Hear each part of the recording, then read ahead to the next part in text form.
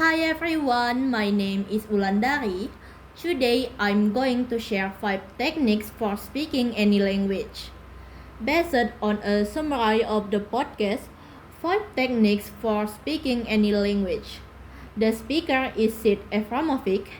He says that language acquisition is not a stressful, tiring, difficult, or seemingly impossible task, but rather something fun, exciting, and exhilarating. These are 5 techniques that make language learning a lot easier. First of all, what we have to do is take a deep breath. When it comes to learning, the golden rule when it comes to language learning is to make mistakes. Why? Because when we learn a language, we know a whole set of sounds and a whole set of structures, which together form what we call our language database. Our language database contains all the sounds and structures that we know. But there are so many sounds and structures that are outside the scope of our database, and in order to start exploring those things, there's nothing in our database that tells us when we have got to the right structure. Nothing that tells us when it's the right sound. But in our mind, it sounds like a mistake.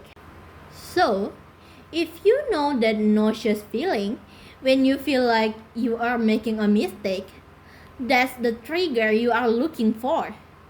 Because it's the signal that tells you that you are going beyond your database and that you are allowing yourself to explore new language realms. The second is to get rid of the foreign alphabet. Because when you try to learn a language, it will give you the wrong signal. The third technique is to find someone who is a perfectionist. So, look for someone who is detailed and won't let you get away with making mistakes. More than just finding someone who is truly an expert, a teacher for the language, it's more about building the right kind of relationship. A relationship with someone where they will correct you and feel comfortable correcting you and making sure you get to the point you want to be in the language. But at the same time, that person will also encourage you to make mistakes and make them in the first place. And that detailed person can be your teacher, your tutor, and your friend. The fourth technique is the shower conversation. This conversation allows you to discover gaps in your knowledge because you are engaged in the conversation and not dependent on anyone else to guide your practice. The last is the body formula. That's how to keep you in tune with the use of the new language. The target language should be the language you both master most. Why?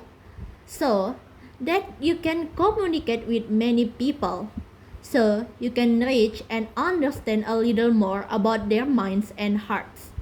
So if we try to talk to someone in a foreign language with which we don't master well, even though we can speak in English or any language that is more comfortable for both of you, most likely you will return to using the easier language. So, Sid suggests you find someone whose best language is the same as your target language. If you cannot find one in your area, try technology. Or if you can travel, that would be perfect. The conclusions are: first, to make mistakes. Second, is scribe the foreign language. Third, find a stickler. Fourth, do shower conversation. And the last one is body formula.